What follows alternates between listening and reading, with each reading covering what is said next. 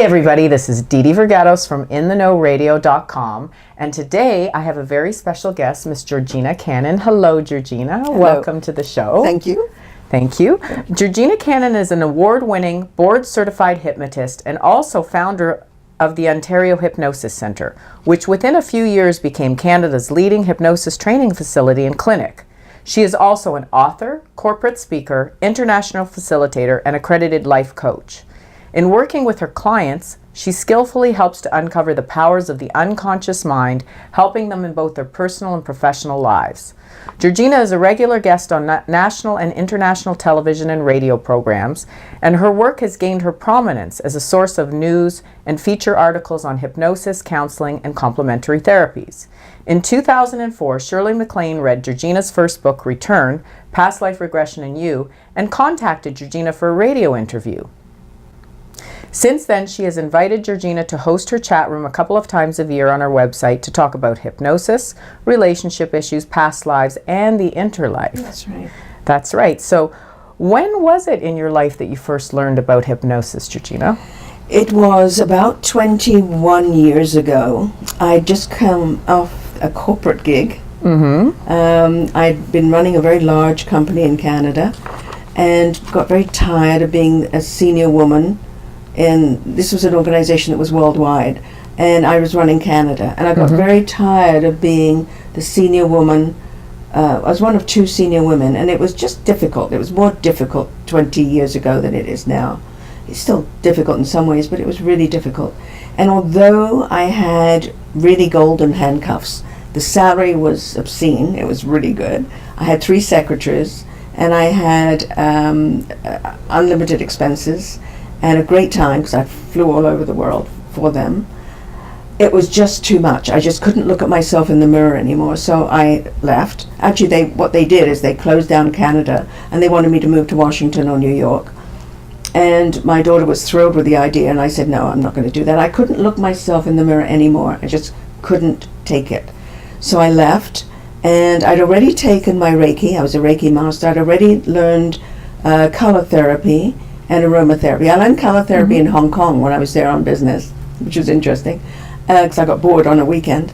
And so looked around for something to do and happened upon a hypnosis course that was taught really badly. We all sat around a table and we read the book. And the book is like this thick.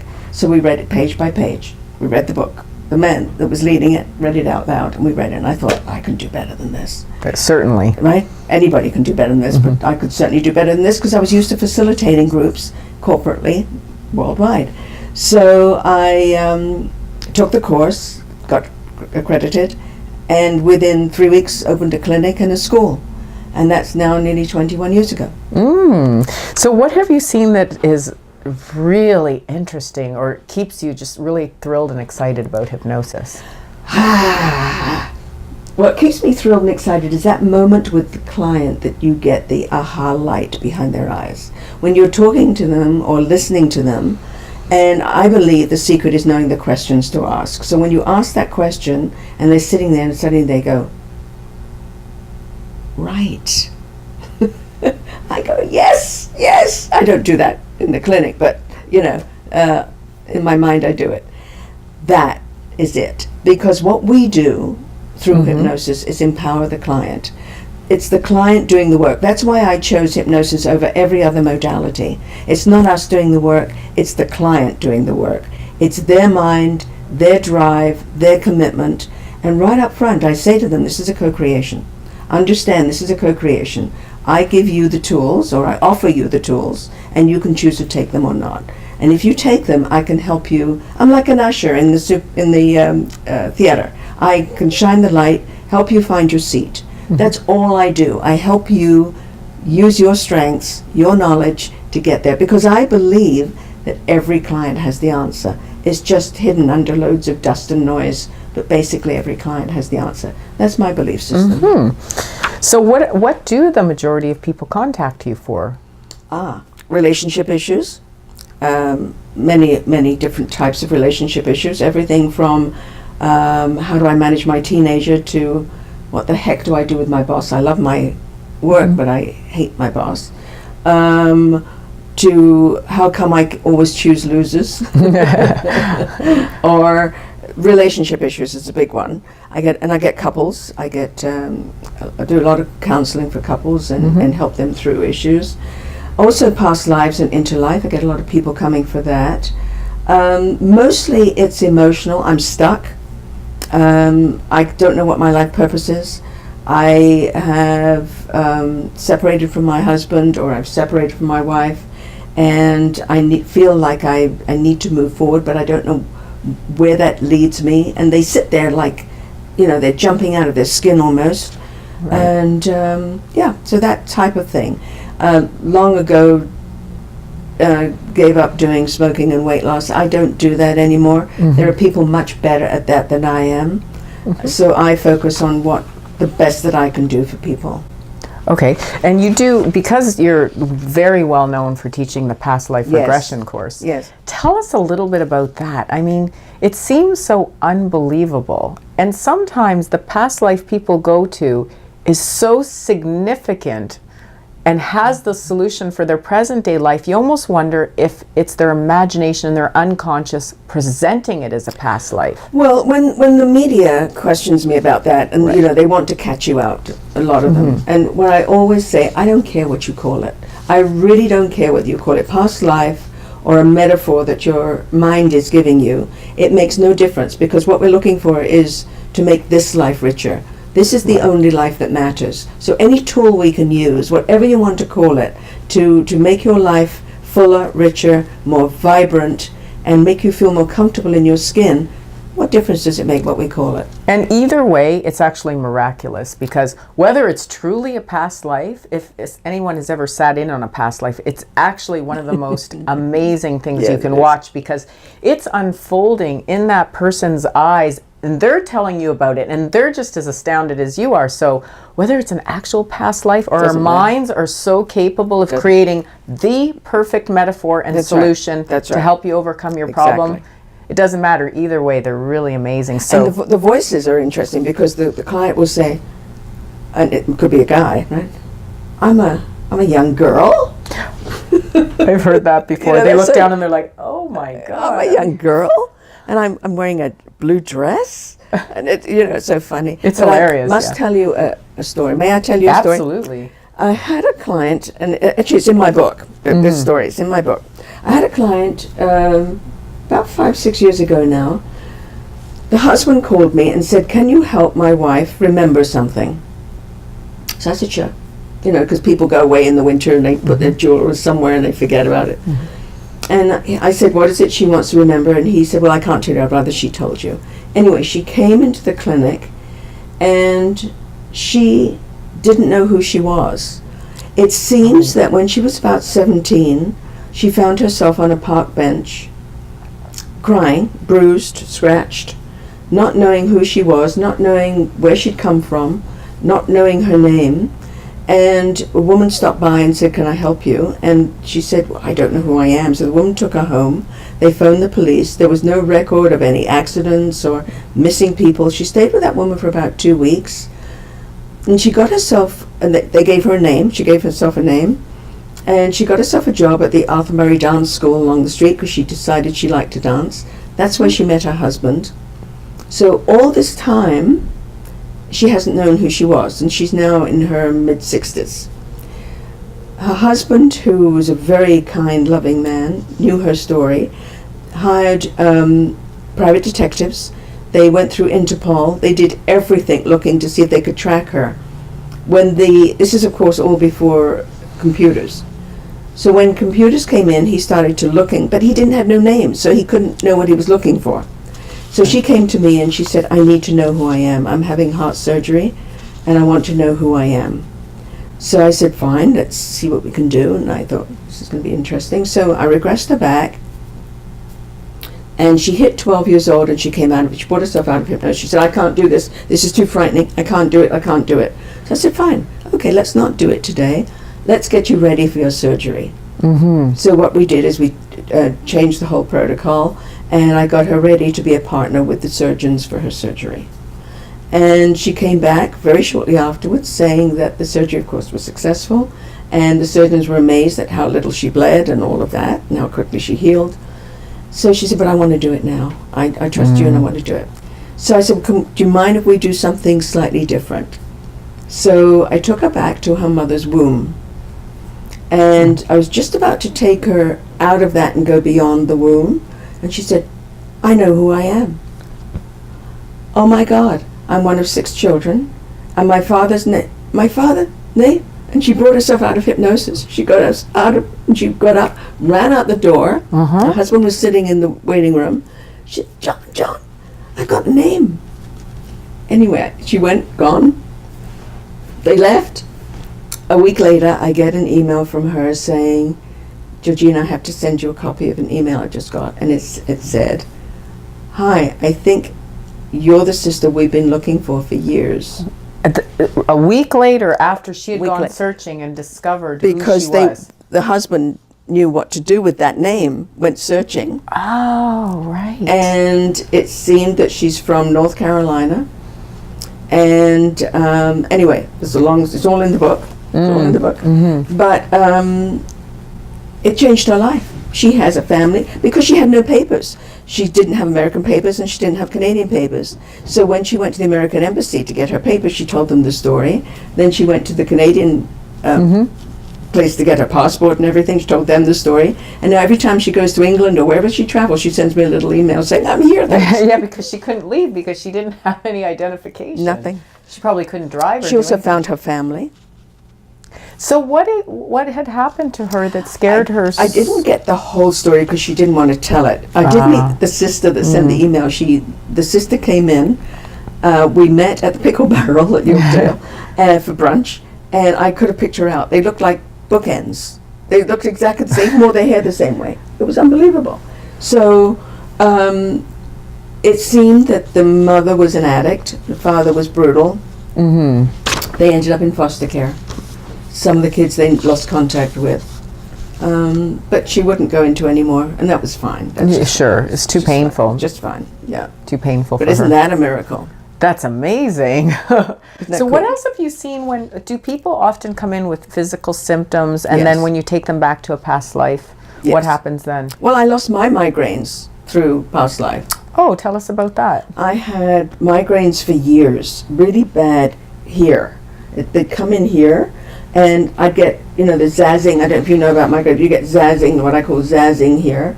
And I couldn't see, and the pain was awful.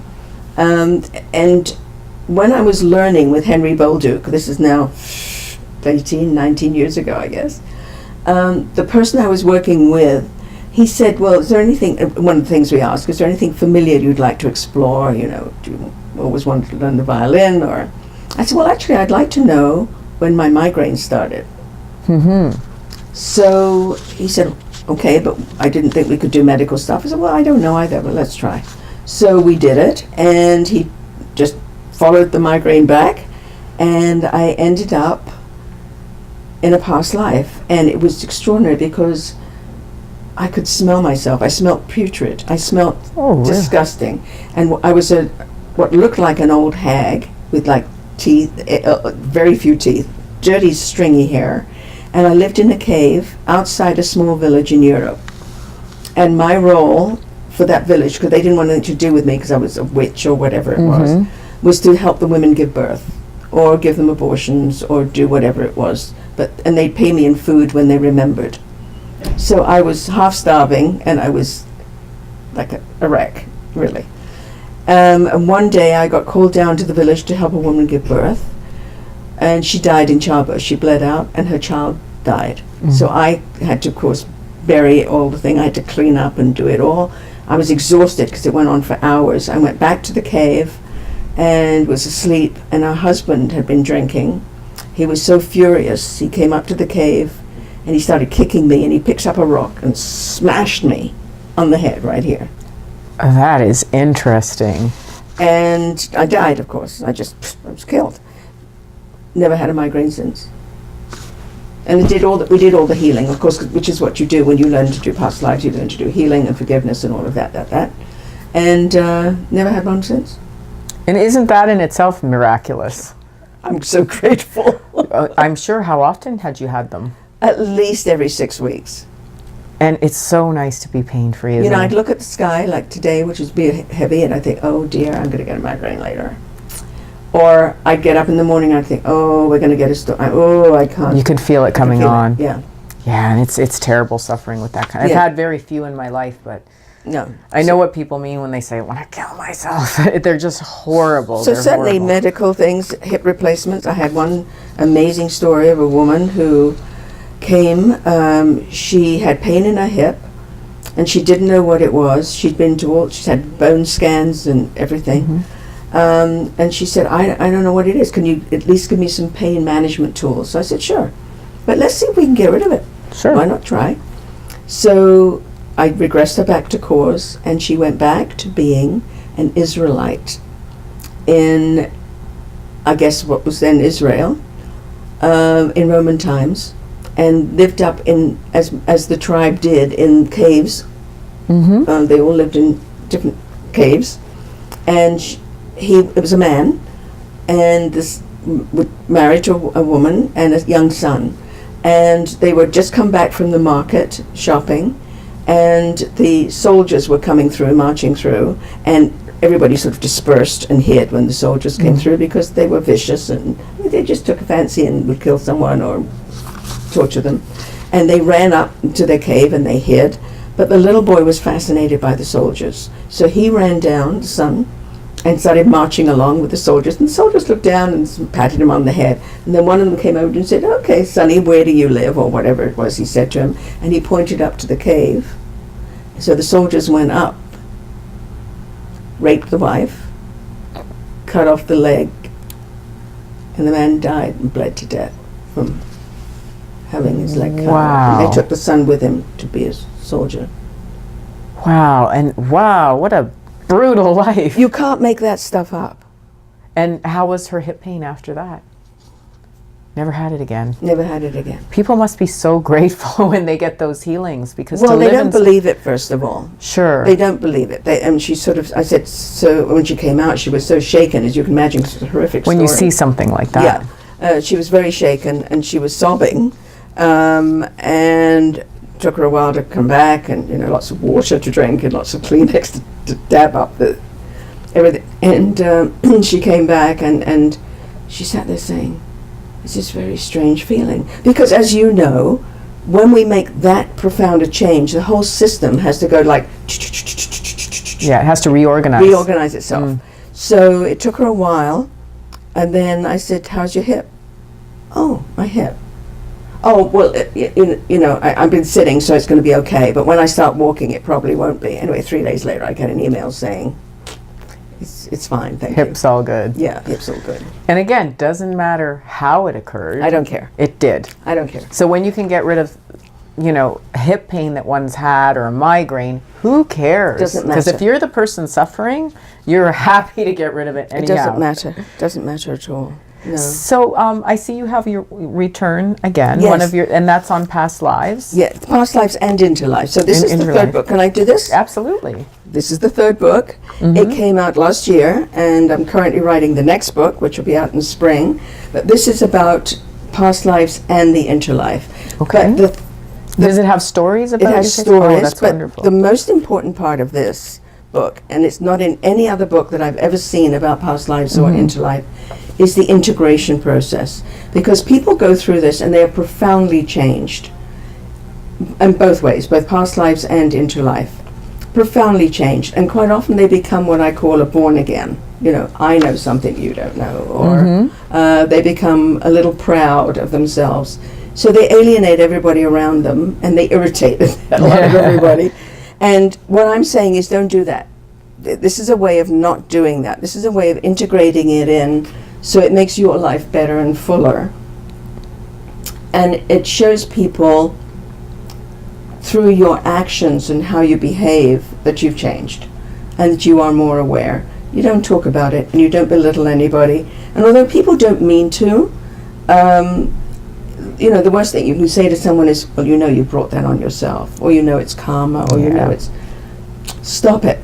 Yeah, nobody chooses pain and Nobody suffering. chooses pain and suffering, really. It's either unconscious or that's right. again. So the integration piece in here is good. There's also scripts in here on taking a soul journey, so people can take their own soul journey.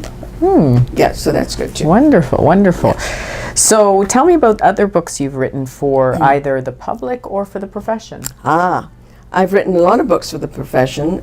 Because I've had corporate training, I've written a business in a binder book. I've written a book, we have a book of scripts, very thick book of scripts. How to Run Workshops is another book that I have. Also, the latest book is a book of tools for the advanced hypnotists. Tools that I've developed over the years in the clinic that make healing and change like that, very quick. Plus intake. There's 2 more books that I'm writing right now on the computer. One is about relationships, a protocol I developed called the Third Circle. And that should be out in the spring. I also have written a steamy novel. Oh. My agent suggested that I write this novel, which I did. And that's just come out. And Amazon has it, of course. And it's in Indigo. And they liked it so much they bought another one. So I'm writing that as well. So I'm doing, good thing I've got 2 hands. Right. And 2 heads, I guess. So I'm writing, it's fun. I'm writing that. And teaching. I've got a past life course and a life between life course coming up. And also do the train the trainer. So I teach hypnotists how to be teachers. Accredited teachers by the Guild, the National Guild of Hypnotists. What else do I do? Oh yes, I've got a power intake course coming up, and how to really do an intake, like a good journalist, and something else, I can't remember. Everything's on the website. Okay. So when it comes to seeing those transformations or helping people through it, is there any limit to what's actually possible? Yes, the limit is what the client is prepared to allow. So it's a big payoff in being a victim. There's a huge payoff in being a victim, on the one hand. On the other hand, we do live our story. So if you are convinced that you are a certain way, you have to be comfortable in what you're going to replace that with. So it's very important that the client understands the co-creation, as I said earlier.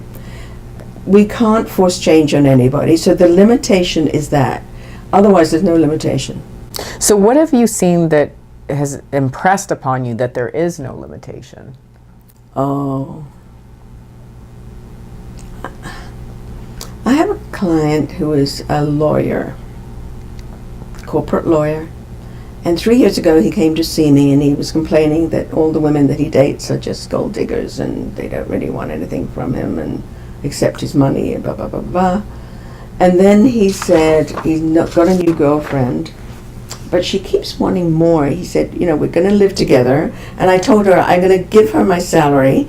She can do what she wants with it to keep house. I'm going to take some spending money, but what more does she want? And my mind went, ooh, we've got a long way to go. Red flag. Yes, we've got a long way to go here. Anyway, he's now happily married, got 2 kids, loves her, loves his kids, and has learned to connect his heart and his head. Yeah, it did sound very materialistic, one-sided there. Oh, because that was his value to himself. Is how much he brings. How much he earns. Right. The lawyer, how much he earns, how much he's invested, and what he's made from his investments. That took up a good first half of the first session. He kept telling me how clever he was and how smart he was. And I kept waiting, but I figured, we'll get there. I'm not going to rush. So, that is lovely. It is, because when you go from a person who totally lives in only the physical and the head. The head, and then you get connected with their hearts, that's profound. It's profound. It's profound. Yeah, and he was very critical of everybody, and suddenly he's much more allowing you have to be when you have young children. You have to be allowing. So you don't have to be. But And too, when you come from the heart, You come you from understand people more than judging them That's and right. criticizing Yeah. them for, why aren't you making money? There's no excuse. That's right. Yeah. No, and his whole demeanor's changed. It's softer.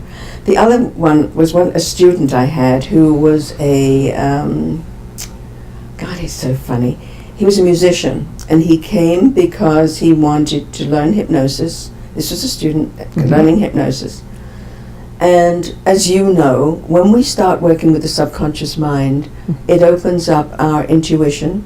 It doesn't matter who it is, whether it's a client or whatever, when you start working with the subconscious mind, opens up your intuition, and it opens up another form of seeing and being. So after the third session, he came and he said, "Well, Georgina, you're going to think I'm crazy." And I love it when people do that. And I say to them, in this room, nothing is crazy. Yes. He said, I was in church on Sunday and I saw halos around people. I said, "Oh, did you? That's great." He said, "Yeah, but also I can see trees." I said, "Great." No, Georgina, I see trees." I said, "What do you mean when you see trees?" Sure. "Well, when I look at a tree now, I can see the roots. I can see how it's all connected through the trunk and the leaf." He said, "It's scary." I Little said, X-ray vision there. but I said, "Isn't that wonderful? Because you now can see that everything's connected." And so now he's gone on to learn hypnosis. So he's a Good. musician. He learns hypnosis, and he uses it. Can he When he's on the road. see the things in people's bodies too? No, he Like, doesn't oh, do okay. that. But what he does do is Right. see the energy around trees. He will see the energy around everything, actually. He sees auras and sees energy. Yeah, that's why I was wondering if the next step for him was the medical intuition. No, I think that's a different frequency. But Sure. yeah, he sees, yeah.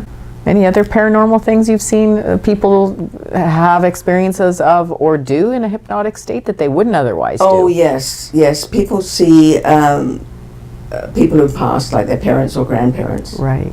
or they hear them. Mm-hmm. Frequently, actually. The other thing that happens, of course, they see their guides, even though they don't believe in them, and angels.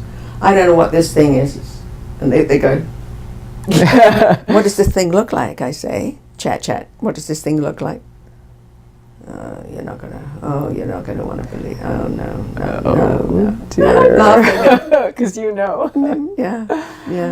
And- It's lovely. And their guides usually have such good advice too, Their guide, they if they heed it. Yeah. Yeah. And the guides show up, of course, in the manner in which they are friendly towards them. So the guide might show up as a grandparent or a dog or somebody that they don't feel frightened of. Right. Yeah, so A little help from the other side Little there. help from the other side. It's really cool.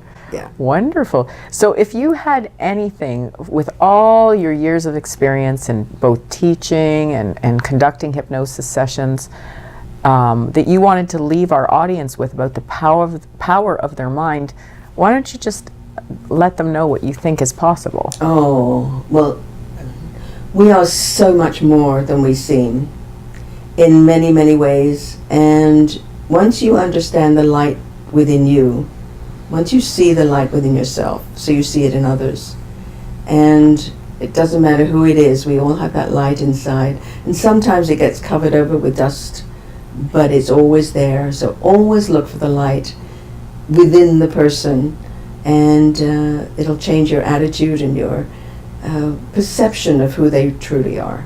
And that helps them change their perception of who they are too. Excellent. Thank you so much for being here today. You're very welcome. Thank you. This is You're welcome. lovely.